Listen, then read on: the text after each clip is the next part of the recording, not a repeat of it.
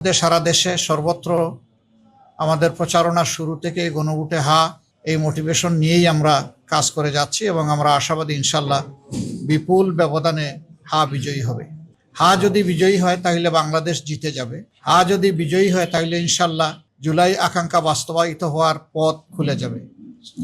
হা যদি বিজয়ী হয় তাহলে অতীতের নির্যাতন নিপীড়নের অবসান ঘটবে এবং তার যৌক্তিক ন্যায়সঙ্গত বিচার হবে। হা বিজয়ী হলে আবরার ফাহাদ থেকে শুরু করে আমাদের বিপ্লবী শরীফ উসমান হাদি পর্যন্ত সকলের বিচারটা তাদের পরিবার পাবে।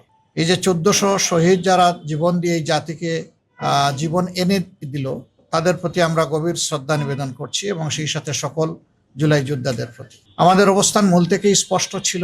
আমরা এই দলগুলো সবসময় সংস্কারের পক্ষে ছিলাম, আমরা পরিবর্তনের পক্ষে ছিলাম। জাতি অতীতের রাজনীতির ভুক্তভোগী এবং এই জাতির অনেক ক্ষতি হয়ে গেছে। 54 বছরে এই জাতি বহুদূর এগিয়ে যেতে পারত। দুর্নীতি দুঃশাসনের কারণে জাতি এগুতে পারেনি।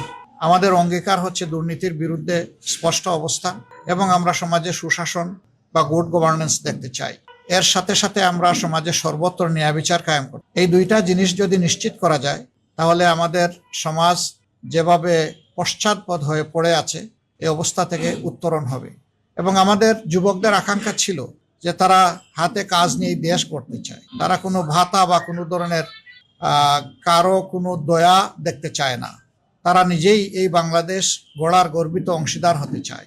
এই ক্ষেত্রেও আমাদের অবস্থান স্পষ্ট যে তাদের হাতে কোনো ভাতা নয়, বরঞ্চ আমরা তাদের উপযুক্ততা অনুযায়ী কাজ তুলে দিয়ে বলতে চাই যে এবার তোমরাই বাংলাদেশটা গড়ো।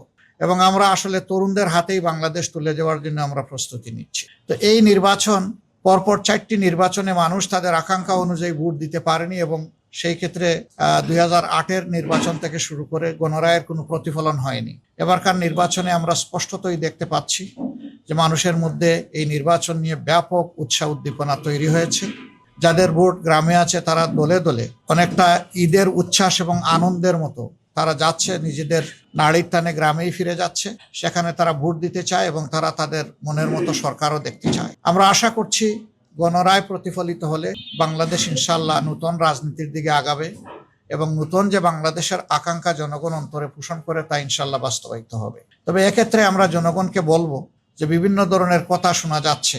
জনগণের সচেতনতা এবং ক্ষেত্র বিশেষে অন্যায়ের বিরুদ্ধে প্রতিরোধই কেবল সকল অপতৎপরতার উপযুক্ত জবাব হতে পারে। আমরা বিশ্বাস করি আমাদের যুব সমাজ ঘুমিয়ে পড়েনি।